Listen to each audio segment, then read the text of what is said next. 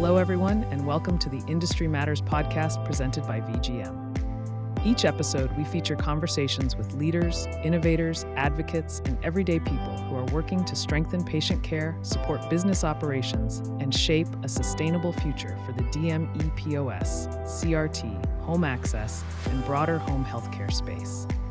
At VGM, we believe that knowledge moves the industry forward. Our goal is to give you real insights you can use, whether that's navigating industry challenges, improving patient care, or strengthening your business. Welcome to this episode of Industry Matters. I am Unfiltered, where we talk about the real stuff that's going on and try to keep it as real and raw as we possibly can. I am Lindy Tentinger, president of VGM Associates, and I'm joined with Ike Isaacson, who is our senior vice president of government and regulatory relations for VGM Group.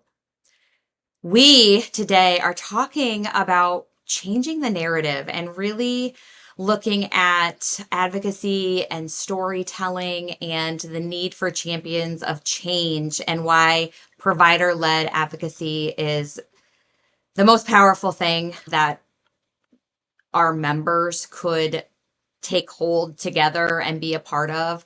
And also in the conversation today, we're going to be talking about some payer and TPA models that are reshaping care and, why advocacy must be industry led, what VGM's role in that is, and, how all providers and members become champions of change at the state and federal level. So Ike, can you do some table setting here for me? But Oh my welcome gosh, back I can't to the wait. show. He's at home. He's in Yeah, his office, people. He's not in an airport, although it looks like he is. yeah. He's not in DC. He's not at a state association show. He's not in a hotel. He is here in Waterloo, Yeah. Iowa. Yeah, I don't even know what to do with myself. No, obviously, yeah, I think you framed it up pretty well, Lindy. There is so much happening in our industry right now. And depending on your prerogative, there's headwinds or there's tailwinds, right? But it seems like I joke with my wife all the time. Like when I'm at home or on the weekends, if my phone buzzes, I don't even want to look at it because I don't want to know what's next.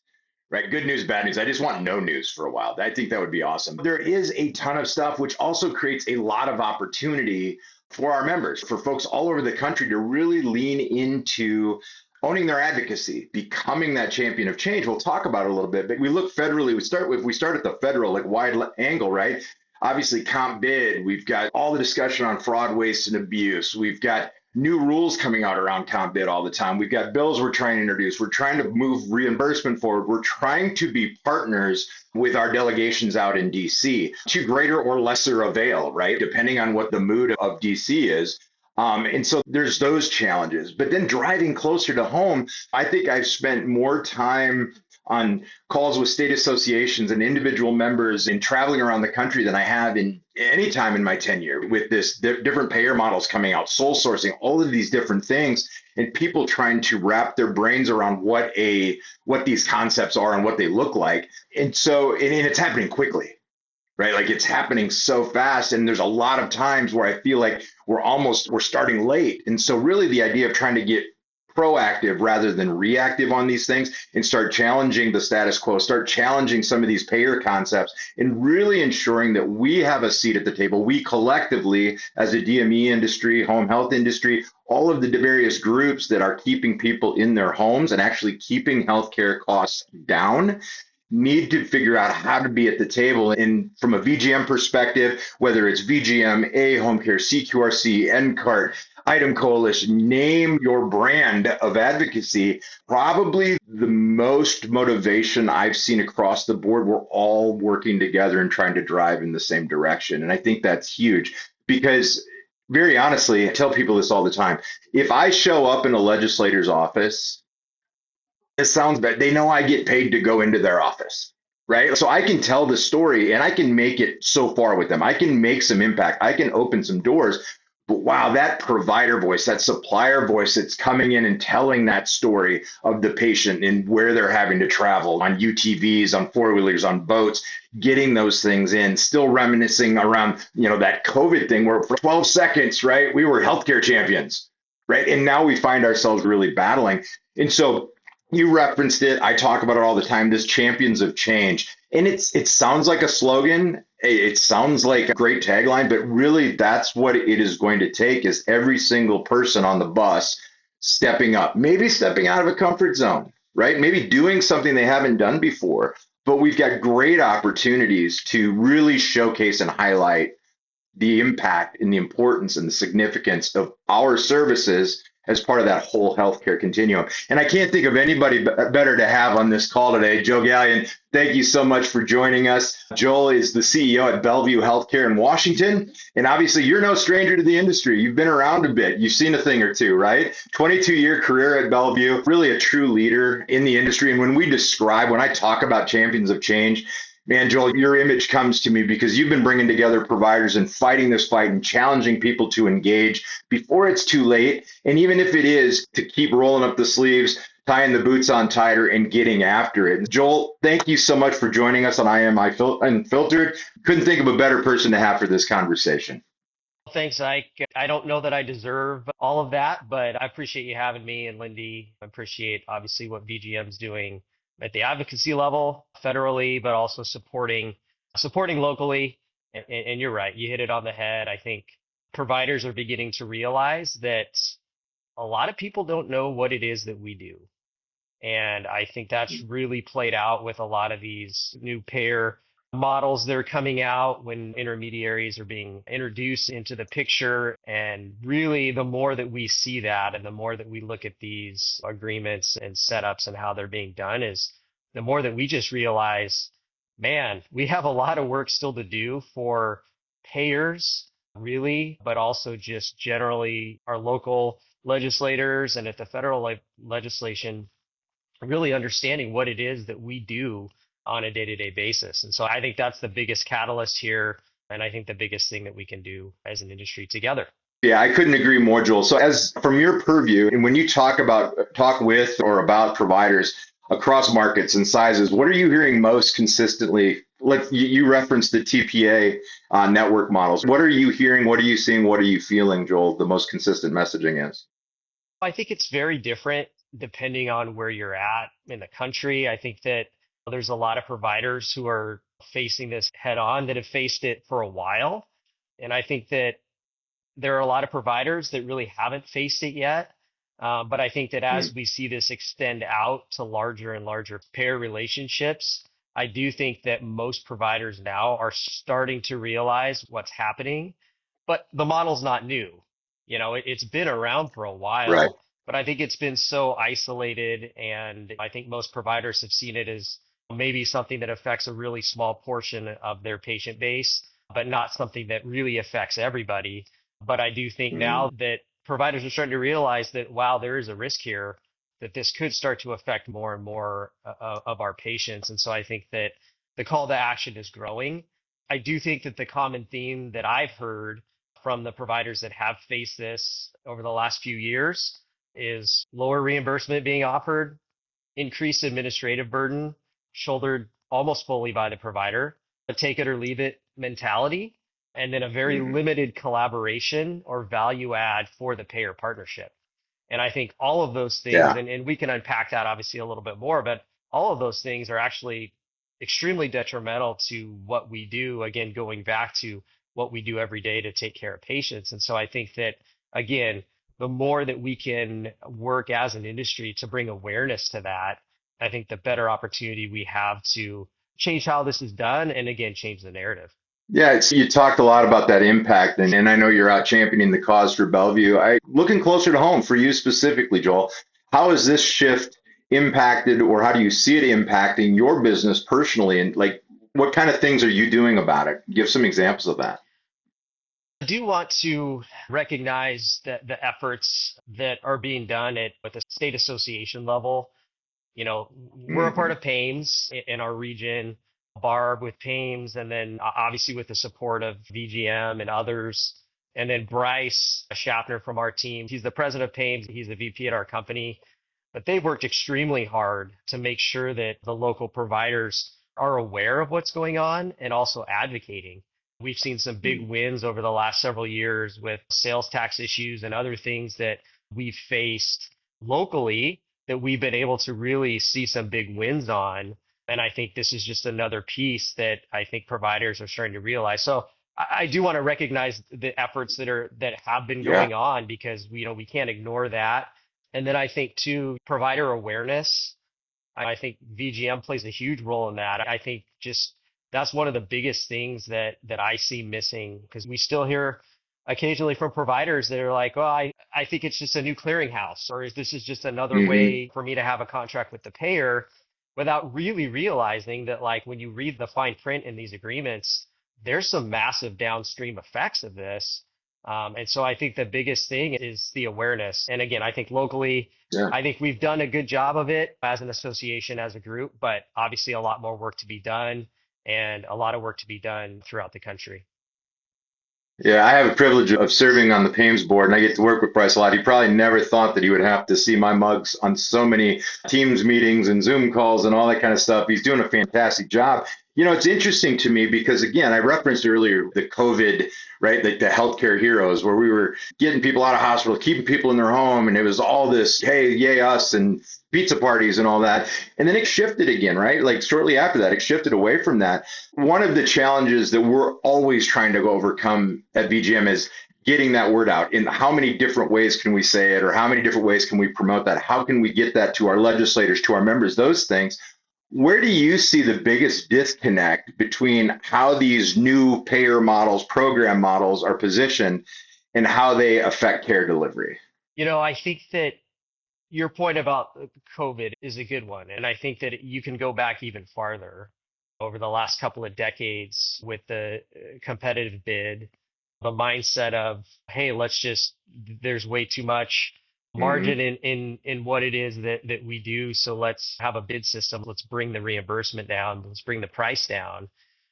But I think that there was the flawed logic at that time of, I can do this at cost or barely above cost, and the volume and the referrals and everything else, it's gonna drive business. And so this is a great opportunity. You look at what happened to our industry right before COVID, is a lot of providers went away. And Hmm. that model, I think people realized, hey, it doesn't work. It's not sustainable. And so then we hit COVID, and you had way less suppliers than we normally have. And people were scrambling to find concentrators and ventilators and all that stuff. And we don't have to rehash that. So I think where we're at now is this, again, this mindset of, anytime a contracting decision is based solely on price, that is a major red flag. We've heard the talking points of value-based care and outcomes and all this stuff in our industry, which we absolutely should be focused on. But that's not what we're seeing with a lot of these models that are being rolled out. So many of the service lines and the product lines that we provide, you talk about clinical outcomes, you're talking about respiratory therapists, you're talking about Hmm. ATP support, you're talking about people that are making clinical decisions. I think that what is being missed is a lot of that specialization, a lot of that care that happens when you look at these like one size fits all cookie cutter models solely based on price. Quality gets lost. And when quality gets lost, Yeah. when service gets lost, that does affect patients. It does affect referrals. And ultimately, that's going to go back to the health systems, to the acute hospitals. That's going to raise costs long term. And so I think that the focus is on the wrong thing. But again, as an industry, we need to figure out, how do we best advocate for that so Yeah. that we don't lose that point of patient care.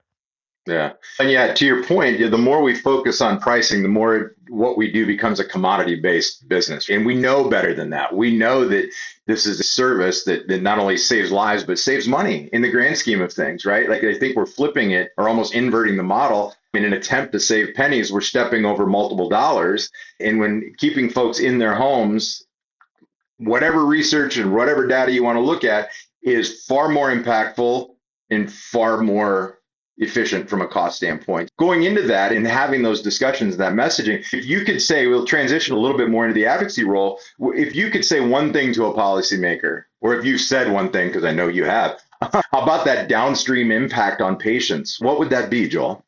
I would say, look back to pharmacy. Look what happened with the PBM model. Look what that's done to the pharmacy industry. Look what that's done to the independent pharmacies. Not only have they been pushed out, but now the big guys have struggled. And I think these changes that are done under the guise of cost savings, reducing supply friction. But the reality is when competition is stripped away, prices end up going up because you have the few that control everything. Most of what we do, it does need physical infrastructure. It can't be done in a drop shipped cut rate manner. It needs clinical roles. We've talked about them. It needs RTs. It needs ATPs. It needs fast delivery. You can't drop ship that, So I think maintaining strong reimbursement for care at home, it doesn't add to budgets. In fact, over the long term, it saves money. It saves money at the payer level. And that rolls all the way back to what we're doing at a federal level to support home care, keeping patients at home. We are still by far the least expensive and best value in the healthcare continuum. But again, if we don't make that known and we don't actually show people what it is we do, we're just going to become a spreadsheet decision, and that's going to affect care for sure. Yeah, 100%. And so as you talk about that and as telling that story and getting that out and taking that message to the decision makers, I'm just curious, have you always been engaged on an advocacy or a legislative level, or what pushed you into that? Or what was your straw that broke the proverbial camel's back to say, okay, I need to step in and into this world? What was that? I'll be totally honest. For the longest time, we didn't. At Bellevue Healthcare and myself personally, I think that we were so busy with our own business and with our own set of problems that we saw the advocacy thing as, hey, that's for the companies that have the big budgets and can employ awesome people like Ike to go out there and beat the drum on that. But I think what we've come to realize, and again, it's really started locally with some of the change we've been able to affect, but we've really seen that advocacy affect good and positive change for our industry. And again, ultimately that trickles down to patients. And so I think that hearing their cry for better access, better products, better services, what's pushed us to then go external. And I'll really give credit to one of our local competitors. Our state association several years ago was not in great shape.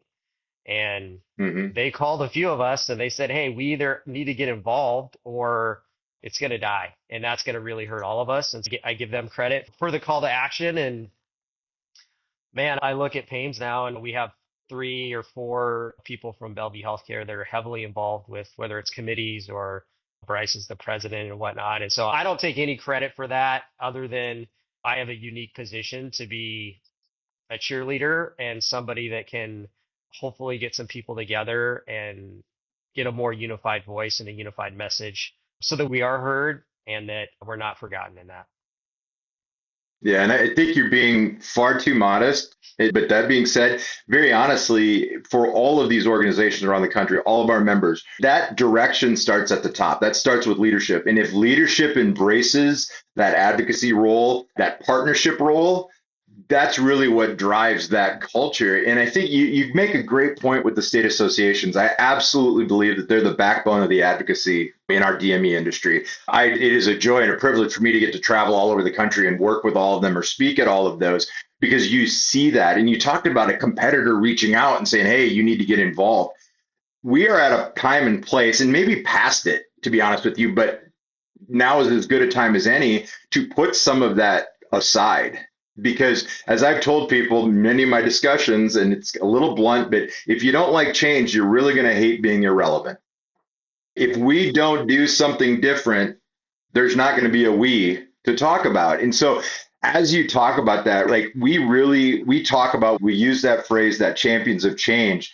What does that look like in practice to you? What are the tactics, the tools that Bellevue, maybe via PAMES, utilizing other resources, how do you put that advocacy into action? Yeah, and going back to what you said about competition and all of us banding together, I think that I'm a firm believer that we should all be competing on service. I think if we're competing on service, patients win, and ultimately the industry's better, the healthcare system wins. we should not be competing on who can absolutely take the lowest possible price and try to make it work. That doesn't work for anybody. And so I think that's been the biggest piece of it is we want to compete. We want to have competition, but I want to have good competitors in network. Like I want to compete because I think that makes us all better. And that's the best for patients. And when we get in a system that restricts access, that narrows the network, that leaves out quality providers, I do think that there's some significant impact to that we're starting to see. I think we're starting to see some cracks in that across the country and locally, but I think a lot more awareness can be done on that. And yeah, I think starting locally, local associations, I think getting involved at the VGM level, asking how you can help. I think, again, picking up the phone and talking to a competitor and saying, hey, we want to compete, but we also want to make sure that we can remain relevant, as you mentioned. And that's the biggest thing. There's so many resources for this and way more than I even realized. And I think that those state conferences, the state associations, every opportunity, I know there's a bunch of stuff coming up in May with AA Home Care and others. There's so many ways to get involved. And it just takes that first step to realize this isn't that scary. I can do it. And not only that, I have the real stories. There's so many great providers. And that's the crazy thing about this is the more people I meet and the more providers I talk to, specifically in our region, but really throughout the country, there's some great providers out there and we should be fighting for each other.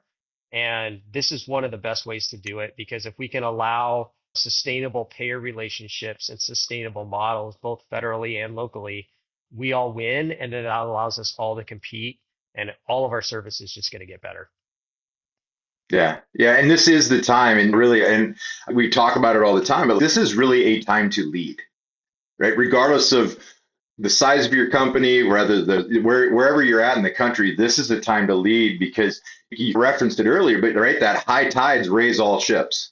The more we can compete, the more we compete on service, the better we take care of our people. That just creates an environment of excellence and allows us to show off a little bit. We're not a good industry at tooting our own horn, so to speak. And that's a great opportunity. So as you're having these discussions, as you're talking to all of these kinds of folks and talking at the leadership level with different groups, what is that mindset shift that you think we need right now as leaders and as an industry? I think first and foremost, just to realize the risks. I think that the providers that aren't involved or are deciding not to be involved probably don't fully understand the risks there, and they don't understand what we need to protect. And again, I know that because I was in those shoes for a long time. And I think that realizing that, hey, there's a lot to lose here if we don't realize what's happening. And tomorrow is probably not going to go the way that you think it does unless we take immediate action here. And you referenced it. Every day, something changes. I got an email this morning regarding some of these TPA network deals going on locally and getting delayed or whatever because of certain things. And there's so much change that if you're not involved, you're not aware of that stuff. And if you're not aware of what's happening, it's too easy to either make a poor business decision or just miss it and wake up tomorrow and realize, hey, I'm now out of network with 4 different payer partners that I felt confident in. And so I think that's the biggest thing is just realizing the risk there, realizing the urgency of it. It's not something that can wait. It's something that's now we're facing it. We're going to face it more as we go along. And so we need to be all be engaged in that effort. Yeah, what a great reminder and a great message, because I do think, again, it's not, I don't think it's optional anymore to be engaged. And as the leader of your organization, if a leader, maybe we understand the importance, but sometimes as a leader, I don't have the time or I don't have the pay, whatever, and that's okay, but identify somebody within your organization, right? In your case, I'm working with Bryce on a weekly basis, but identifying somebody that can be your champion of change on behalf of your organization and letting that information flow throughout the organization. That's the other big piece is everybody from drivers, frontline folks up to the C-suite need to have an idea of what's happening, and it's how it's impacting patients first, and then how it's impacting that business second. So as we move forward, man, I really appreciate all the work that you're doing, Joel. Thank you so much for the efforts, for the support of PAMES, for your support of VGM, a home care. I can't wait. You're going to be out there, I hope. I'm going to be out there as well. Storm the Capitol in a good way. Lindy's going to be there with us. Can't wait to share that unified voice on the Hill. So thank you so much for all the advocacy, for the partnerships, for being willing to hang out and talk with us about this, because that's truly what it means to be a champion of change. And so as we move forward on that, again, it's more than a tagline, it's more than a slogan, right? That's what we're looking for and what we're trying to grow. And Joel, thank you so much for everything that you do. It's been great to talk with you. Yeah, I appreciate it. Thank you both, and looking forward to seeing you out there and making sure that, again, we can tell the story of the industry. All of our short-term goals are different as organizations, but I think if providers are thinking long-term and about the long-term sustainability, I think we all need to collectively consider these changes and what's going on and what's happening in the industry, and realize there's a lot of stuff that we need to do today so that we can see that future come to fruition. Appreciate you having me on, and yeah, we'll talk soon. Absolutely. And if you're looking for, folks are looking for a place to start their advocacy journey, great place to go is VGM Government. We've got all kinds of tools. We've got a lot of all the up-to-date information, trying to keep track of all the stuff that's shifting in the States and all those emails and all those notices. But we look forward to continue work with you, Joel, and the rest of the industry. Thanks to everybody for tuning in to I Am Unfiltered. My name is Ike. For Joel and for Lindy, we'll see you next time. Thank you.